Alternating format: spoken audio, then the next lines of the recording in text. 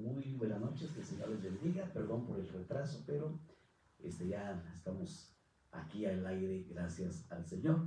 Le decía hace un momentito que usted sabe que nosotros pertenecemos a Ministerios Benecer y tenemos la cobertura, pero vamos a checar el audio. Y me dice si se escucha ya bien. Perdón. Estamos fallando ahí un poquito. Pero usted me dice cuando ya se escuche bien. Ahí estamos. Bueno, perdón. Ya estamos aquí de nuevo. Le digo que tenemos la bendición de estar bajo la cobertura apostólica, profética, magisterial, pastoral y evangelística. Y cada semana nosotros recibimos instrucciones en lo apostólico y en lo profético. Y gracias al Señor por la cobertura, gracias al Señor por la palabra. Y estamos tratando de estar en el mismo espíritu, tanto yo con la cabeza, y yo anhelo que usted también pueda estar en el mismo espíritu con nosotros para que podamos caminar en la misma visión. No podemos tener dos visiones y por eso es que yo le quiero compartir todos aquellos principios que estamos nosotros recibiendo. Gracias, le repito, a la bendición de estar bajo esta cobertura. Vamos a hacer una oración y el enfoque de esta noche va a ser profético y vamos a hablar acerca de lo profético, algunas instrucciones que vamos a encontrar de acuerdo a su bendita palabra. Vamos a hacer una oración. Padre bendito de la gloria, te damos gracias en esta noche por este privilegio tan enorme que nos das de poder estar comunicándonos con tu iglesia, con tu cuerpo precioso a través de estos medios. Te rogamos que tomes el control pleno y absoluto y que podamos ser instruidos y que lo que fluye en la cabeza pase por las barbas y llegue hasta el borde de las vestiduras. En esta noche te pedimos una unción profética, una unción apostólica, una unción magisterial, evangelística y pastoral para poder ministrar esta enseñanza. Lo rogamos en el nombre precioso de Jesús.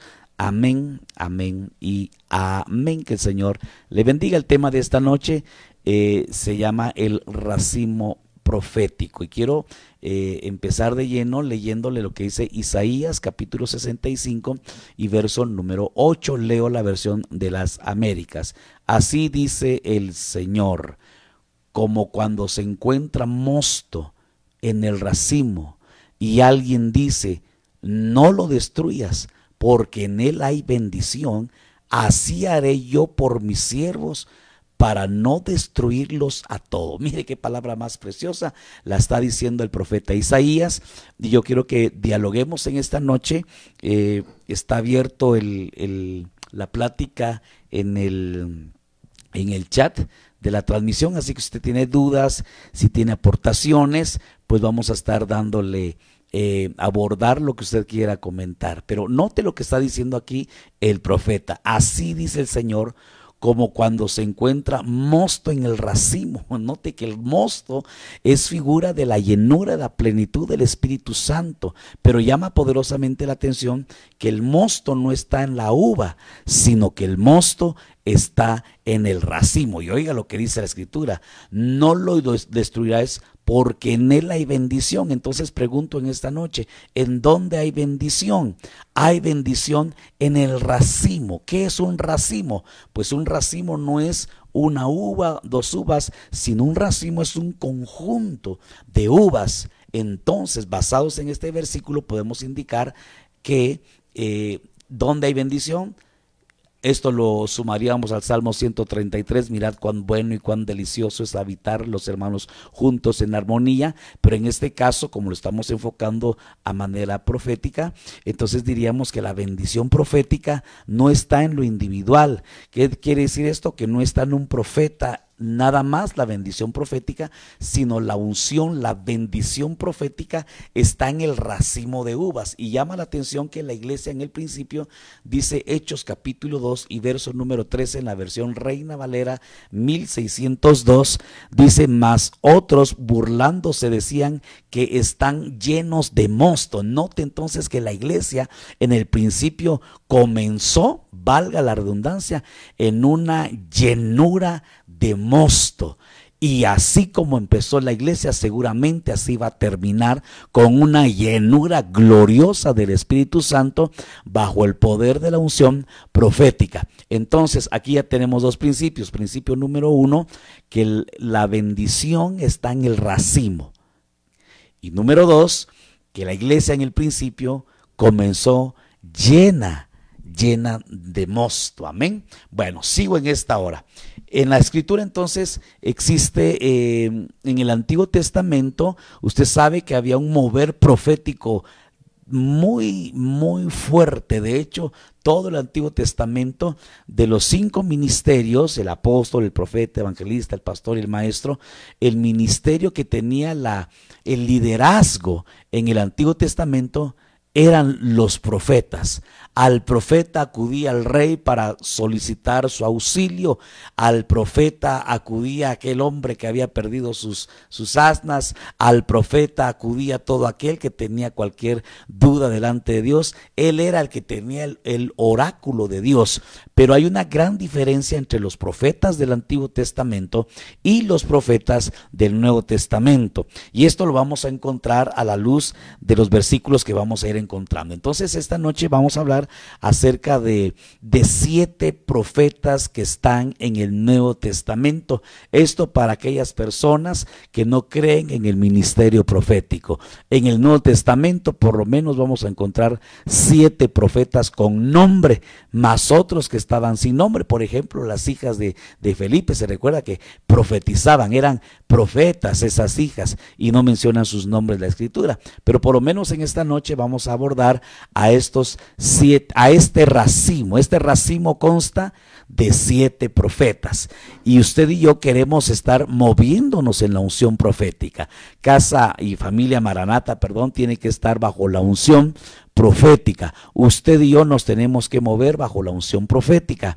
Y punto número 1, tenemos que entender que vamos a encontrar la bendición en el racimo profético. Entonces vamos a empezar a desgranar este racimo, y nos vamos a comer la primera uva de este racimo, que se llama Juan el Bautista.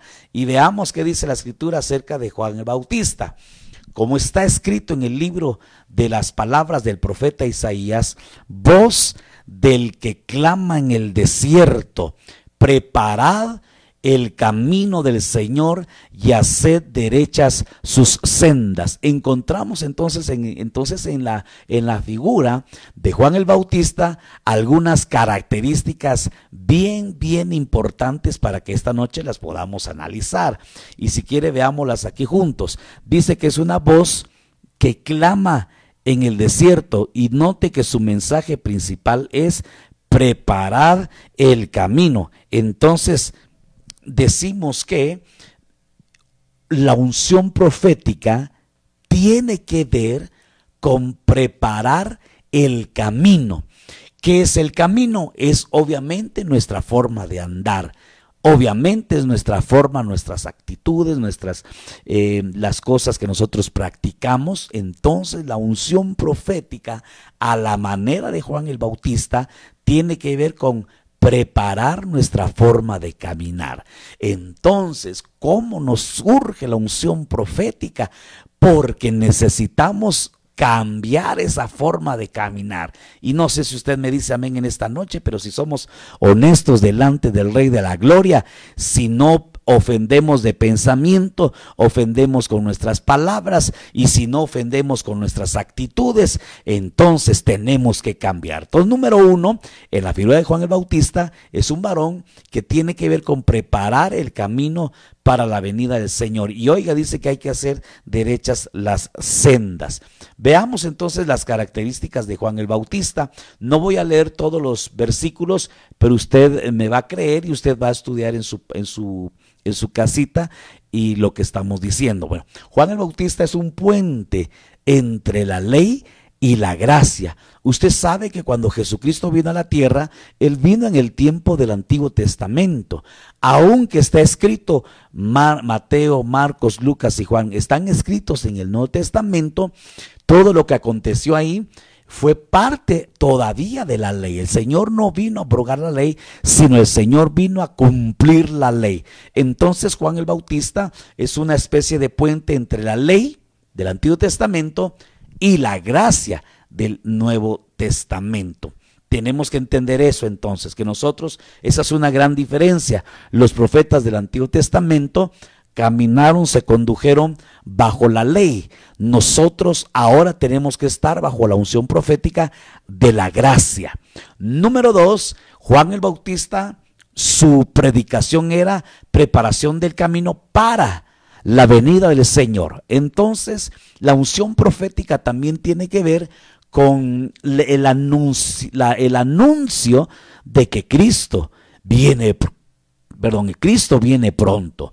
Lo estamos viendo en los acontecimientos y tenemos que estar hablando acerca de los distintos escenarios escatológicos, los 7 escenarios que hemos estado anunciando, los tenemos que conocer, y el profeta, la unción profética, tiene que estar en pro de la venida del Señor. No sé si me dice amén en esta hermosa noche. Bueno, ¿qué más anunciaba Juan el Bautista? Arreglar el camino. Su mensaje era que todo monte se allanara, que todo valle se allanara, subiera, lo torcido fuera enderezado. Eso nos habla entonces, como se lo decía anteriormente, de hacer cambios en nuestro caminar. Número 3. Número 4 tiene que ver con ese espíritu de Elías. Se recuerda que le hicieron las preguntas a Jesucristo, que si él era el que iba a venir, o refiriéndose a Juan, que ellos estaban esperando a Elías, y el Señor dice, pues ya vino, ya estuvo entre ustedes. Quiere decir que la unción de Elías se movió en el profeta Juan el Bautista. Y entonces ahí tendríamos que analizar cuál fue el mover de Elías. Usted sabe que Elías fue el profeta que el Señor lo arrebató. Carros de fuego vinieron. Entonces en Juan el Bautista se movía la unción profética de Elías, que era una unción de restauración de altar. Se recuerda allá en primer libro de Reyes, capítulo 18, una unción de declararle al pueblo: ¿hasta cuándo claudicaréis en medio de dos pensamientos? Si Jehová es Dios, servirle a Él, y si Baal es Dios, pues servirle a Él. Entonces es una unción de definición, la unción de Juan el Bautista. Elías fue aquel hombre que tuvo tanta lucha con Jezabel. Jezabel era un espíritu que estaba decidida a cortarle la cabeza a Elías. Entonces estamos en un mundo, en un ambiente espiritual en el cual se le quiere quitar la cabeza al ministerio profético. Entonces mire qué importante es movernos bajo este primer uva de este racimo. Y otra cosa bien importante y bien preciosa es que él dijo: yo no soy digno de desatarle las sandalias al que viene tras de mí. Note que a Juan Bautista le preguntaran: ¿eres tú o esperamos a otro? Y él decía: no, yo solo soy la voz del que clama. Entonces note que una unción profética, un ministro profético, un doma profético del Señor, profeta, le remite toda la gloria al Señor. Toda la gloria es para el Señor. Toda la alabanza, si algo sucede gracias a la unción profética, le tenemos que remitir la gloria al Señor. Bueno, pero le está hablando de desatar las sandalias. Y esa palabra desatar es la misma palabra que usa el apóstol Juan, ya no el profeta Juan el Bautista, sino el apóstol Juan, allá en Apocalipsis, en donde dice que se buscó en los cielos, en la tierra y aún debajo de la tierra alguien que fuera digno de desatar. Se recuerda que él vio un libro y que estaba sellado con 7 sellos, y él lloraba, el apóstol Juan lloraba, porque no se encontraba en los cielos, en la tierra, ni debajo de la tierra uno digno de desatar los sellos. Esa palabra desatar que el profeta Juan el Bautista mencionó es la misma palabra que Juan el apóstol menciona por allá en Apocalipsis. Hay un nexo entonces entre lo profético de desatar y lo apostólico de desatar esos sellos. Bueno, voy rápido porque son 7, tenemos que hablar de 7. Número 2, vamos a hablar entonces ahora de otro profeta, el profeta Agabo. No sé cuántos han escuchado a este personaje Agabo, pero en este profeta encontramos otras características que tenemos que considerar bajo la unción profética. Se me olvidó decirle que en el Antiguo Testamento, se lo mencioné nada más, pero no hice el relevo que hizo Jesucristo. En el Antiguo Testamento, el ministerio que llevaba el liderazgo era el profeta. David le consultaba al profeta, el profeta le fue a decir a David su pecado, iban a pelear una batalla, consultaban al profeta, Dios quería hablarle al pueblo, era a través del profeta, y bueno, el liderazgo ministerial era el ministerio profético. Pero cuando viene Cristo Jesús, el Señor llamó a 12, de entre todos sus discípulos, llamó a 12, y no les nombró profetas, les llamó apóstoles. Y dice el apóstol Pablo que el Señor puso en la iglesia primeramente apóstoles, en segundo lugar profetas, tercero los maestros, y entonces ya vemos una jerarquía. Entonces, ¿qué diferencia hay entre los profetas del Antiguo Testamento y los del Nuevo Testamento? Número 1 es que en el Antiguo Testamento era el ministerio líder. En el Nuevo Testamento ya no es el ministerio profético el cabeza de los domas de los ministerios, ahora es el ministerio apostólico. Bueno, vamos entonces ahora con Agabo. Hechos capítulo 11 y verso número 28. Y levantándose uno de ellos, ¿qué significa uno de ellos? Que iba más de uno, ¿verdad? Levantándose uno de ellos, llamado Agabo, entonces era una compañía de profetas, no iba uno solo. Entonces note este principio, no puede haber un profeta aislado. Los profetas tienen que trabajar en equipo. Ese es el sentir del racimo de uvas. No es una uva de donde sale el mosto. El mosto sale del racimo de uvas. Por eso dice que Agabo no andaba solo. Entonces podemos desde aquí ya empezar a sacar algunas conclusiones. Un profeta del Espíritu de Dios no anda solo. Amén. No sé si dice amén. Esto es por aquello de que si usted ve por ahí alguien que ande solo, que ande nada más, como decimos allá nosotros, donde venga un llanero solitario, no. Tiene que haber un mover profético, y no, así como en la misión, aquí en Ministerio Ebenecer hay cantidad de apóstoles, y para establecer una doctrina, no es que el apóstol Sergio diga, aquí así va a ser ahora, y ahora vamos a las mujeres. Imagínense que las mujeres ya no van a usar velo. No es así nada más. Es que debería haber una revelación, y es que tiene que haber un concilio, que de hecho lo hay, un colegio apostólico en Ebenecer, en donde cuando hay una revelación, la ponen a consideración, oran, y hay un consenso del colegio apostólico aquí en Ebenecer para poder establecer una doctrina. Entonces, número 1, Agabo no se movía solo. Agabo se movía en medio de una compañía de profetas. Bueno, levantándose uno de ellos, llamado Agabo, daba a entender por el Espíritu que ciertamente habría hambre en toda la tierra. Punto número 2 en Agabo es que Agabo dice que él recibía y daba a entender por el Espíritu. Es impresionante, yo he oído testimonios de movimientos proféticos, póngale comillas, que usted se va a impresionar ahora con esta tecnología, gloria a Dios. Pero fíjese que yo he escuchado de profetas que se ponen en el púlpito y ahí ponen su celular, su tableta o yo qué sé, su computadora, yo no sé, y está conectado a internet. y como conoce a algunos personajes que van a la congregación o que van a ese lugar, se mete ahí al Face en plena predicación, y usted sabe que mucha gente se ministra en el Face, ¿verdad? Ve que ahí están viajando, ahí ponen sus estados emocionales, yo deprimido, yo triste, yo contento, yo alegre, yo casado, yo soltero. Y oiga, yo he oído testimonios de ministros, entre comillas, que se paran a profetizar, pero previamente ya investigaron su perfil y ya saben en qué trabajan, ya saben sus movimientos y ya saben.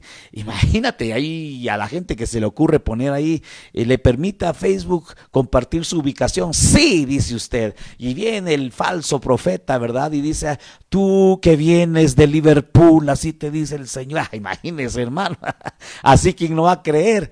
Pero esto nos lo compartió un apóstol el día de ayer, y él nos contaba que hay iglesias en las que reciben, cuando llegan personas nuevas, le piden sus nombres, si tiene alguna necesidad, y la gente, pues imagínese que llega ahí con la necesidad, no sé, económica. Sí, tengo una necesidad económica, que es que me van a embargar la casa y vine porque necesito la provisión económica. Imagínese que alguien llegue y diga, yo tengo problemas familiares, con mi esposa estamos al borde del divorcio. ¿Cómo se llama? Vamos a orar por usted. Y así, y dice que esas peticiones, mire qué cosa más tremenda, las pasan al ministro, se la pasa, y está de invitado un profeta, y le pasan por ahí la información, se la pasan, decía el apóstol, por audio. Ya ve que ahora hasta los monitores son aquí en el oídito.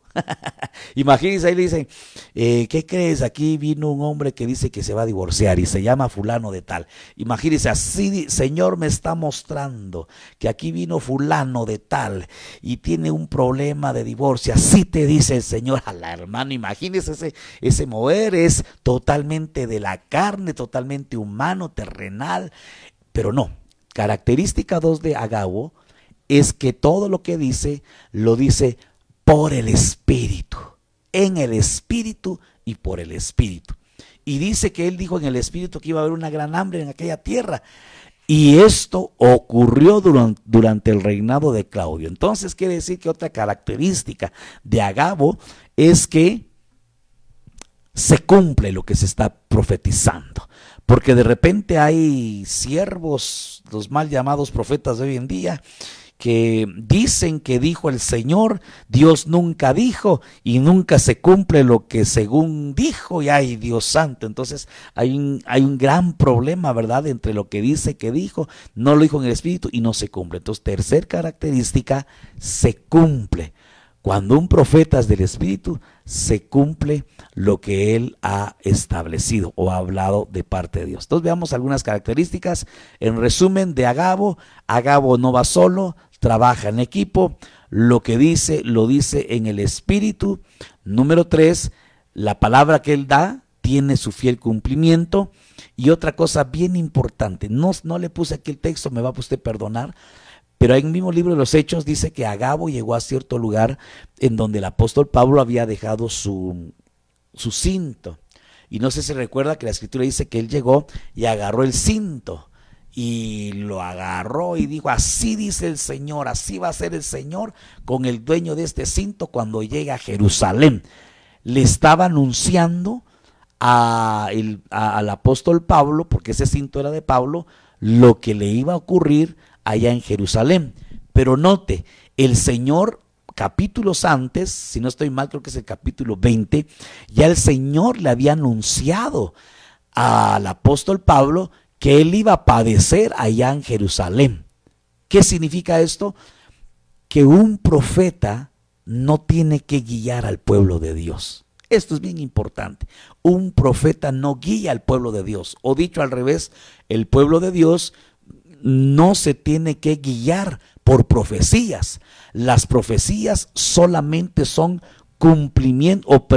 confirmación de lo que antes Dios ya había hablado al hombre de Dios. Entonces, ¿qué diferencia hay entre los del Antiguo Testamento y los del Nuevo Testamento? Que los del Antiguo Testamento sí guiaban al pueblo de Dios. El profeta era el que guiaba al pueblo de Dios. Ahora no. Ahora la profecía solamente trae una confirmación a lo que Dios ya había puesto en nuestro corazón. Y hoy vemos hoy en día el mover profético falso que anda repartiendo ministerios, y así te dice el Señor: te voy a establecer como pastor, como maestro, como profeta, y tú vas a ser apóstol, y tú vas a tener una congregación, y así te dice el Señor. No, hermano. Y hay gente que inocentemente se basa en una profecía. No, hermano. Agabo nos viene a enseñar que lo que él estaba profetizando sobre la vida de Pablo, era solamente una confirmación de lo que ya Dios le había hablado anteriormente al apóstol Pablo. Entonces, tengamos cuidado de no movernos por profecías. No sé si está conmigo en esta noche, no sé si dice amén, solamente confirma. Bueno, y la última característica, mire, hermano, se me estaba pasando esta característica bien importante. El nombre Agabo significa langosta. Note, significa langosta.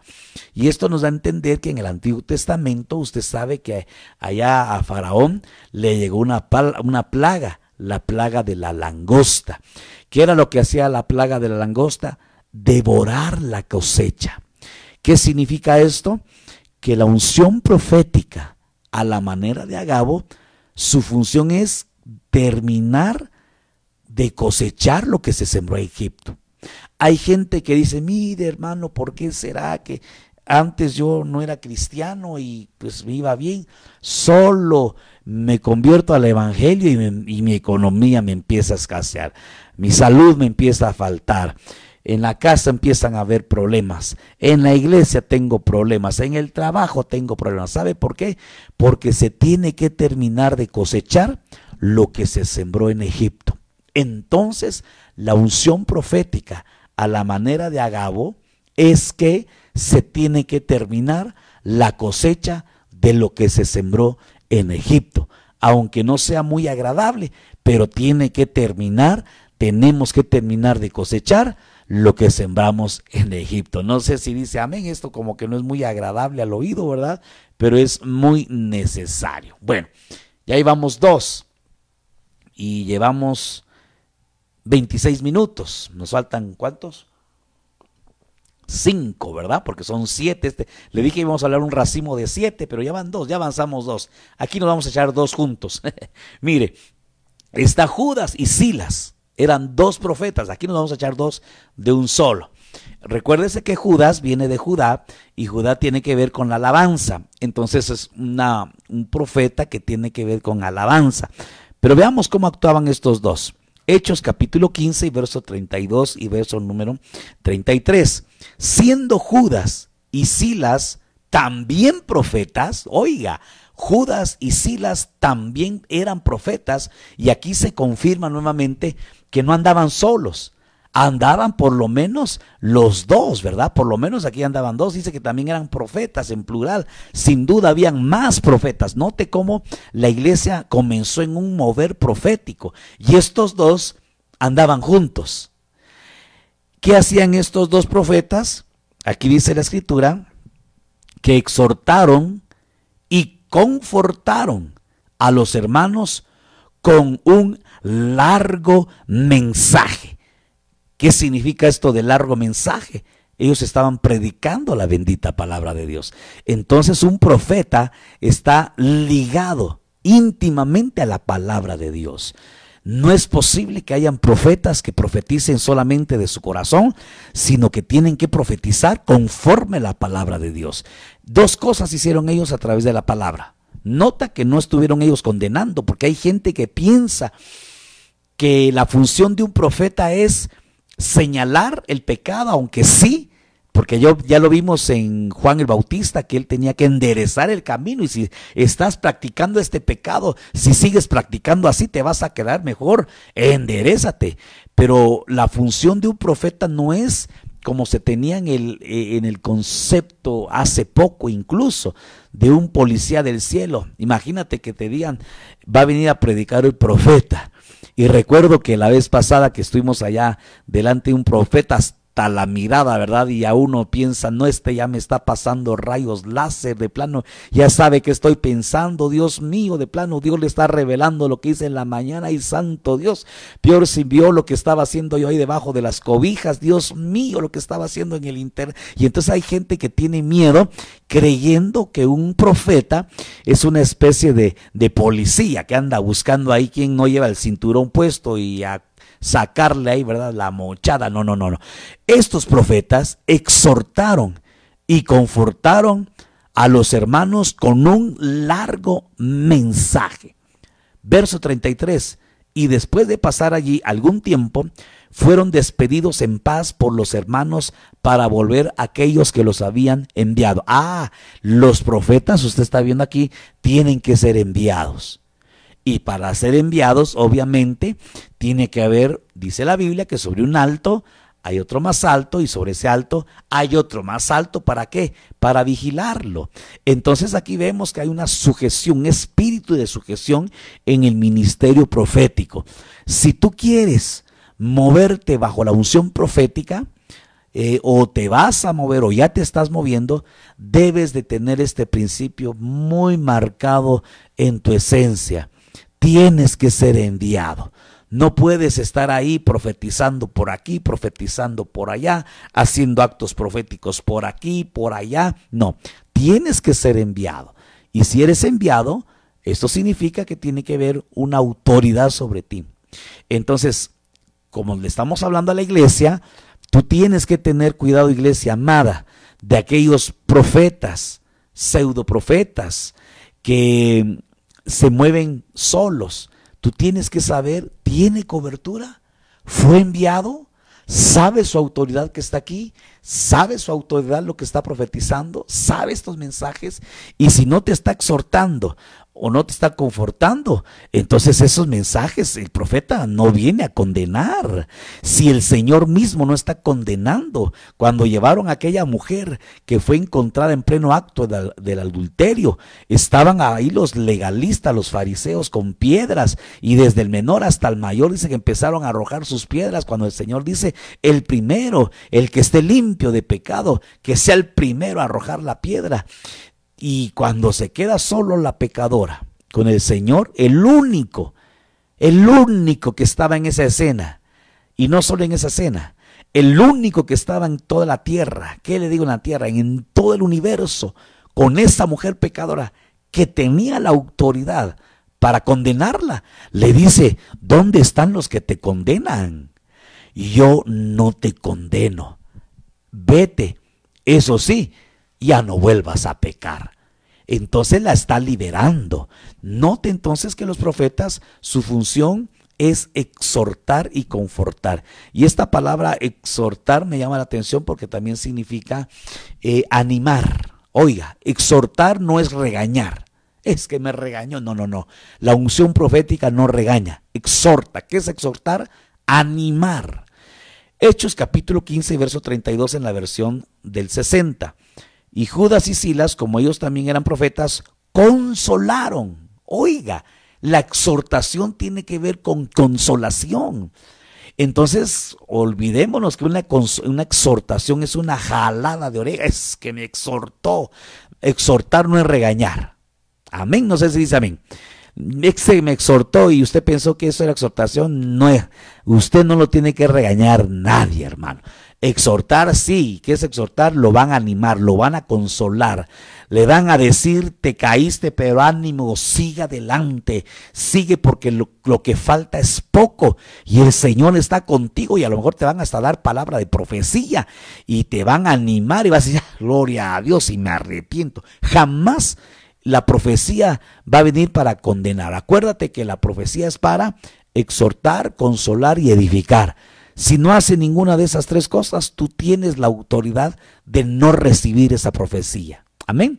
Al final te voy a pasar ese versículo que está en 1 Corintios capítulo 14. Pero bueno, sigamos.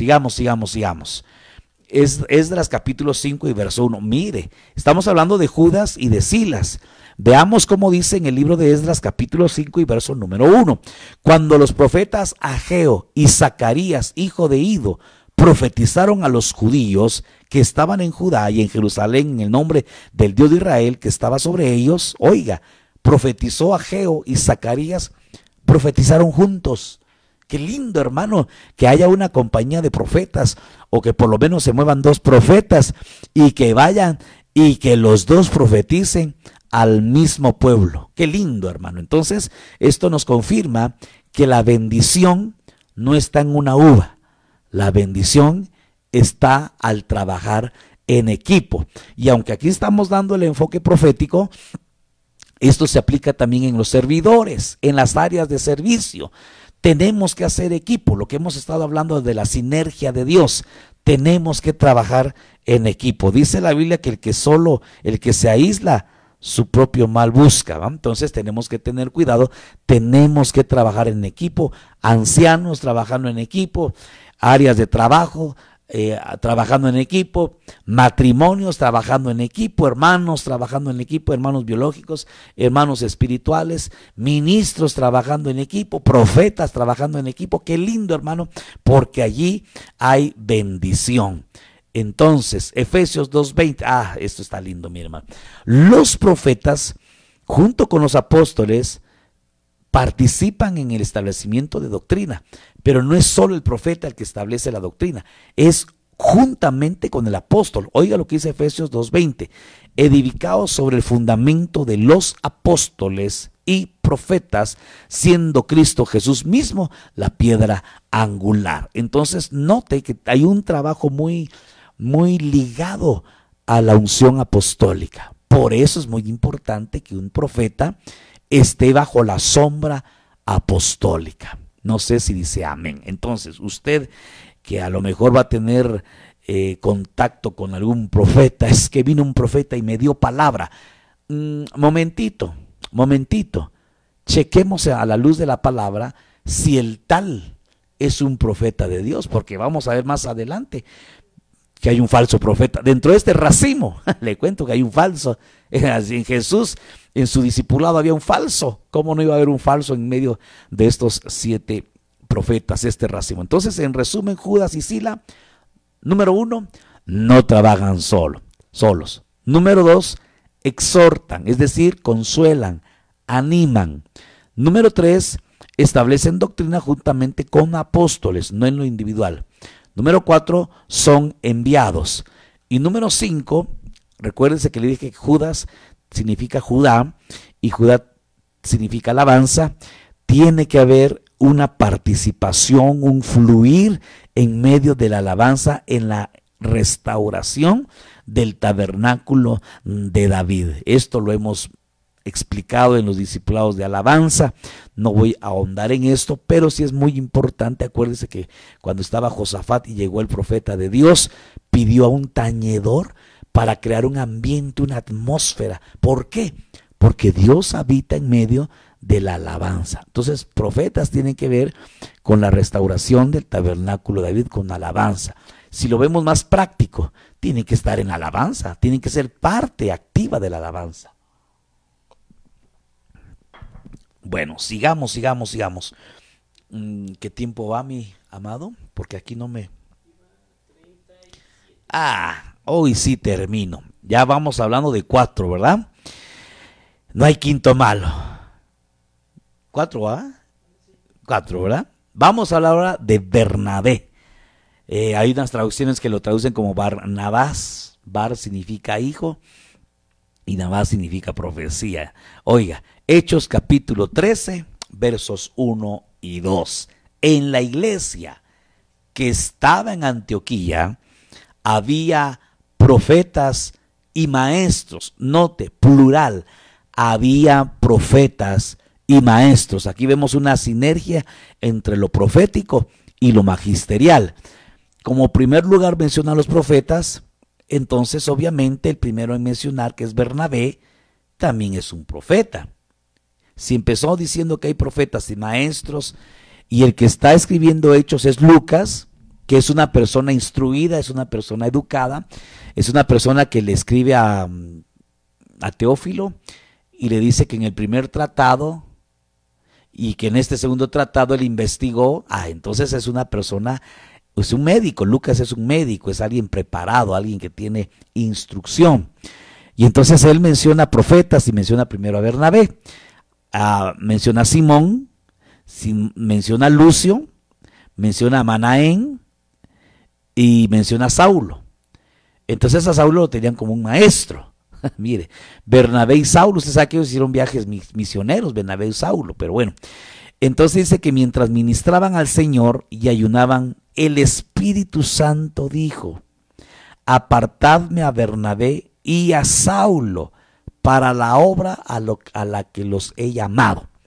Aquí podemos ver algunos aspectos muy importantes, unos que confirman lo que hemos estado viendo. Número uno, hay profetas en plural, no se aíslan de los otros ministerios.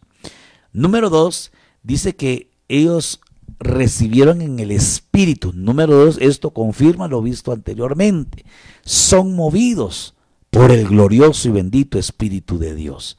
No son movidos por la mente, no son movidos por las emociones, ni siquiera son movidos por la necesidad que tenga por el que ellos van a orar o qué sé yo. No, son movidos por el Espíritu Santo. Obviamente tienen que estar bautizados con el Espíritu Santo. Importante es entonces estar familiarizados con la unción del Espíritu Santo. Pero me llama la atención al final. El Espíritu Santo dijo apartarme al primero, a Bernabé, con el último, con Saulo. ¿Qué hace entonces la unción profética? Oiga, la unción profética, usted sabe que Saulo fue llamado ya que estaba la iglesia predicando. Es más, Saulo, antes de ser el apóstol Pablo, cuando él era Saulo, dice la Biblia que era un perseguidor de la iglesia.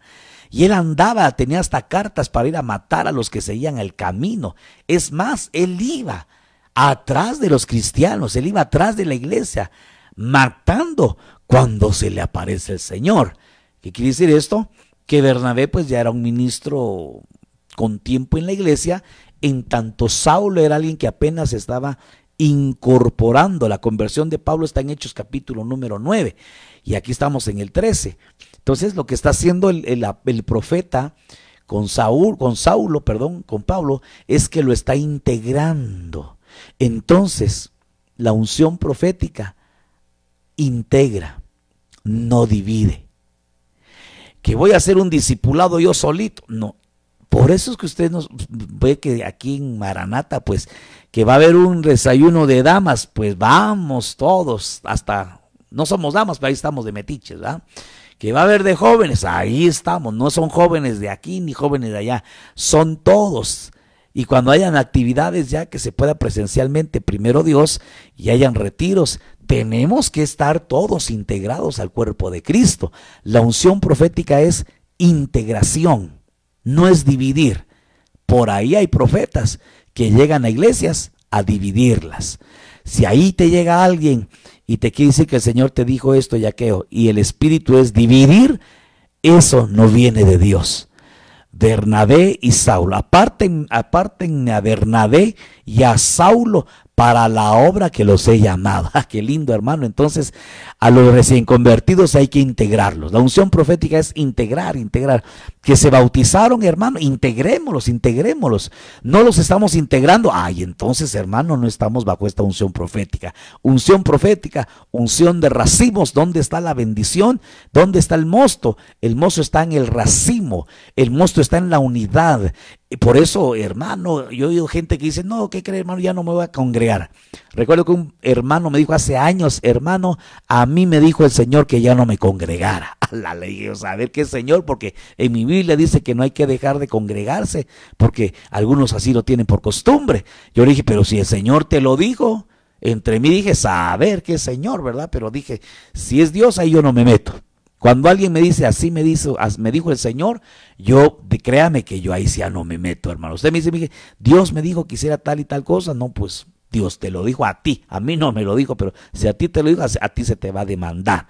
Pero bueno, imagínese. Entonces la unción profética es integrar, que se convirtió, llamémoslo, jalémoslo, que está viniendo a la iglesia al final de las predicaciones. Integrar. Unción profética tiene que ver con integrar a los recién convertidos. Bernabé, entonces, le dije, Bernabé significa, en algunos diccionarios lo traducen como hijo de consolación, pero otros diccionarios, la etimología, como le dije, Barnabás, Bar significa hijo y Nabas significa profecía. Entonces, Bernabé, su nombre etimológicamente significa hijo de la profecía. Era un profeta. Y si está diciendo hijo de profecía o hijo de consolación, es porque tenía un padre. Reconoce paternidad. Entonces, en el nombre de Bernabé encontramos implícita la paternidad. No puede haber movimiento profético lejos de la paternidad. O si te está poniendo en contra del que tiene la figura espiritual o la figura biológicamente hablando paternal, eso no viene de Dios, hermano. El espíritu de Elías, acuérdate, es un espíritu que viene a reconciliar padres con hijos, hijos con padres. Entonces, la unción profética, a la manera de Bernabé, te integra la paternidad, restituye la paternidad, tanto biológica como espiritual. ¿Qué más vemos en el profeta Bernabé? Su nombre, le repito, es hijo de consolación, consuela. Es un espíritu que trae al corazón del hombre consuelo. Y por último decimos que Bernabé integra, no divide. Todo espíritu que trae división no viene de Dios.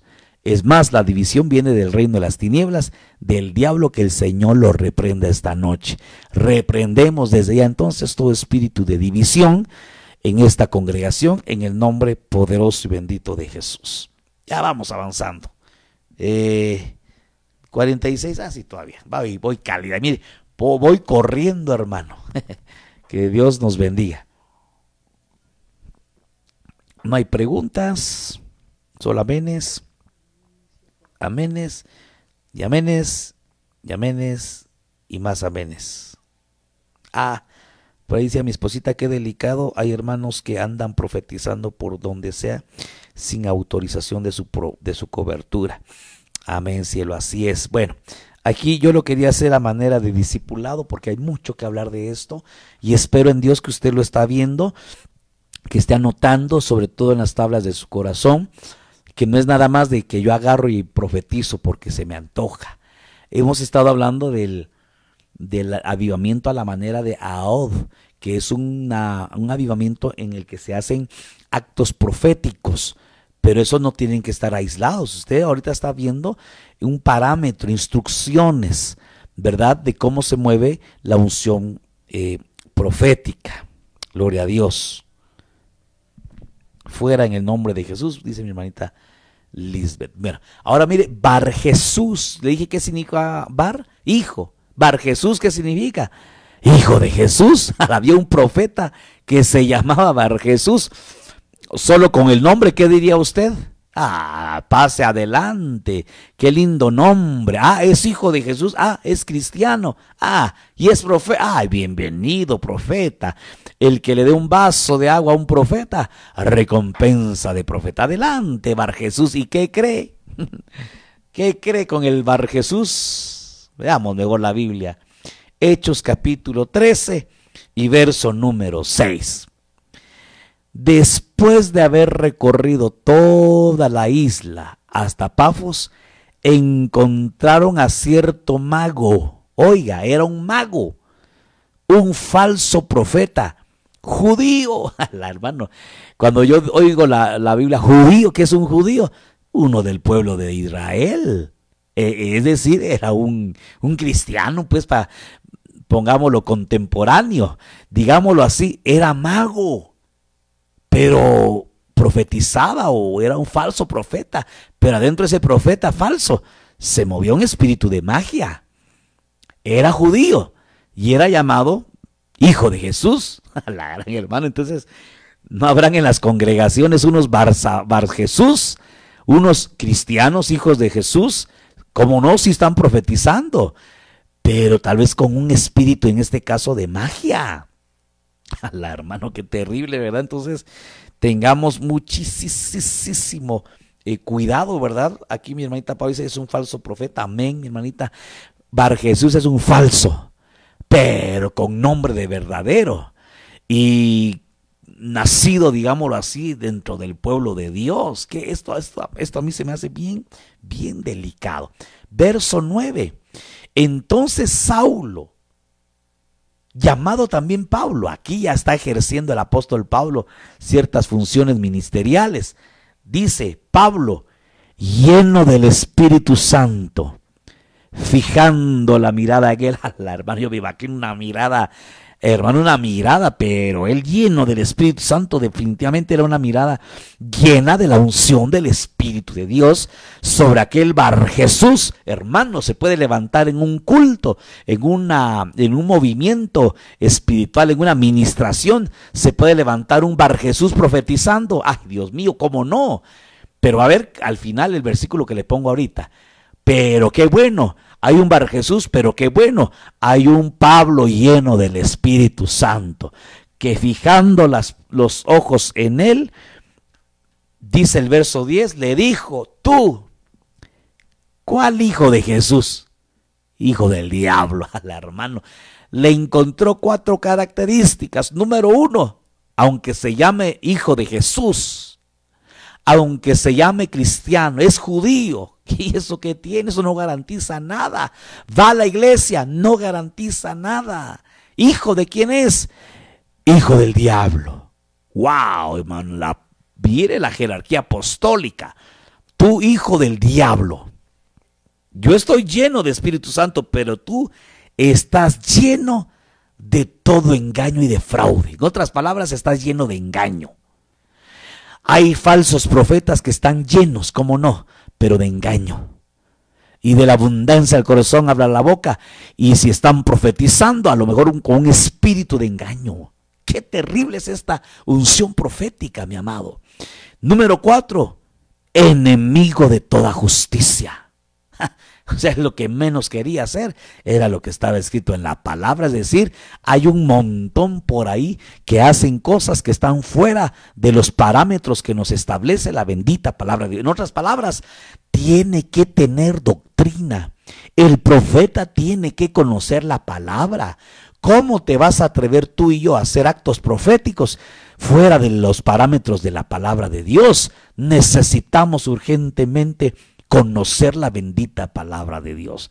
Bueno, y número 4, no cesarás de torcer los caminos rectos del Señor. Entonces, 4ª característica del falso profeta, tuerce los caminos rectos del Señor. Mire, lo torcido que está enderezado Juan el Bautista, va a haber un Bar Jesús que va a querer torcer lo que ya está enderezado. Entonces, tú y yo que estamos en este ministerio, gloria al Señor, yo no olvido la palabra que el Señor me dijo cuando oí al profeta. Me dijo, te he traído a este lugar porque vas a aprender, te voy a enseñar.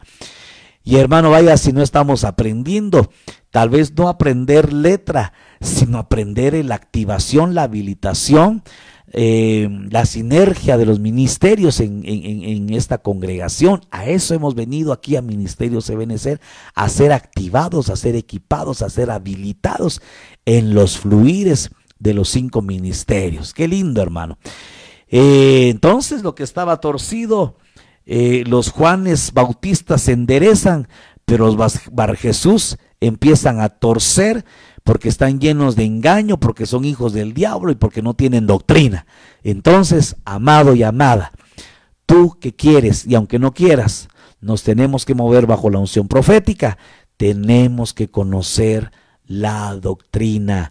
Por eso es que usted ve que el pastor Dorian quiere estar en la alabanza. Tienes que estar en el discipulado de alabanza, tareas, estar pendiente. Tienes que estar en el discipulado de doctrina los días domingos, y tienes que entregar tus tareas y tienes que estar en la oración. ¿Por qué, amado hermano? Porque tenemos que ser discipulados. Tenemos que ser enseñados, tenemos que ser instruidos, y lo que traemos torcido lo tiene que enderezar el ministerio profético. Pero aguas, porque por ahí hay una unción profética que también quiere torcer las cosas. Que Dios nos guarde. Características de Bar Jesús, que es un falso profeta, es un hijo del diablo, está lleno de error, es enemigo de la justicia y tuerce los caminos rectos. Y esto me hace recordar lo que dice la Escritura: el que esté bien, mire que no caiga. Entonces este Bar Jesús va detrás de los que tienen caminos rectos, porque los quiere torcer. Entonces tengamos cuidado, amén. Y ya, mi amado, terminamos con el último, el séptimo. Ay, mire, hermano, ¿y qué séptimo? Séptimo nos habla de plenitud. Aleluya, hermano. Jesús, prototipo del verdadero profeta. En Jesús se movió lo apostólico, se movió lo profético, se movió lo magisterial, le decían rabí, se movió lo pastoral y se movió, vaya si no, lo evangelístico. En él sí habitó no solo la plenitud de la deidad, sino habitó la plenitud de los ministerios. Y entonces en Jesús encontramos el prototipo del profeta verdadero, que no es otra cosa sino el resumen de todo lo que hemos visto anteriormente. Juan capítulo 4 y verso 19, versión de las Américas.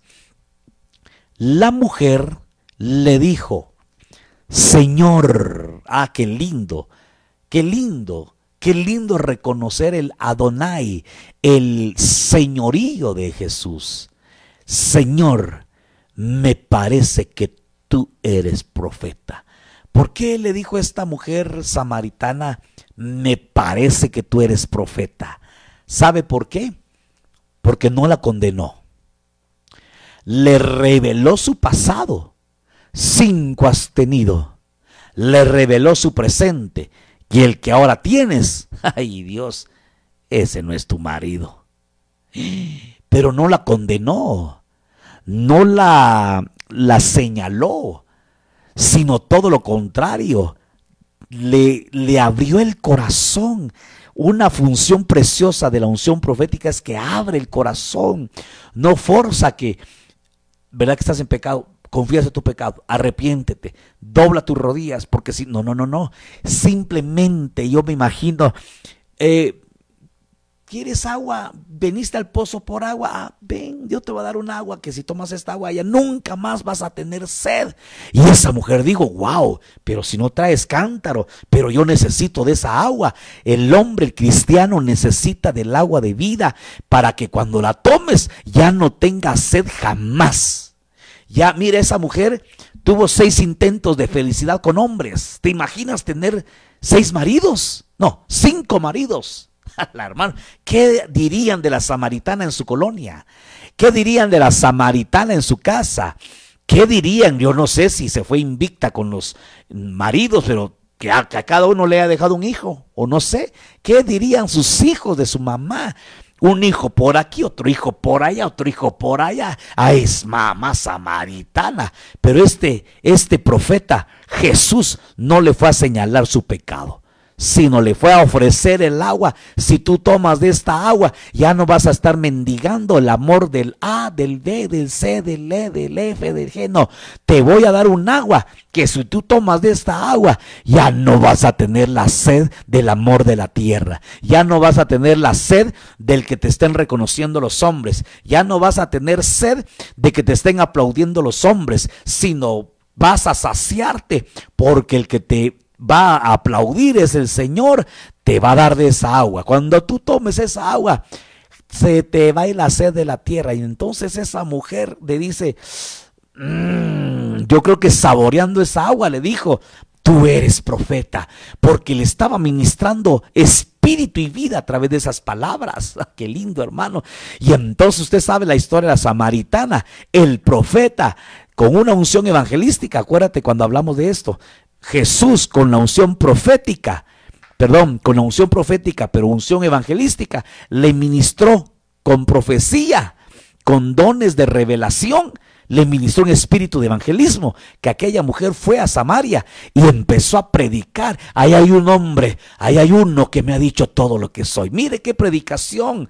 No hizo diapositivas, no se pasó toda la tarde haciendo PowerPoint, no se metió 5, 10, 15 versiones de la Biblia. No, no, no. Que el Strong, que el diccionario TUI. No, no, no, no. Esa mujer solo fue a decirle, ahí hay un hombre que me dijo lo que yo soy, pero me dio un agua de vida. Y si usted tiene sed, allá está. ¿Y dónde está? Allá está. Y dice que llegaron los samaritanos a los pies de Cristo gracias a una administración profética que abrió el corazón de aquella mujer, que se arrepintió y en el acto empezó a testificar y empezó a llevar fruto.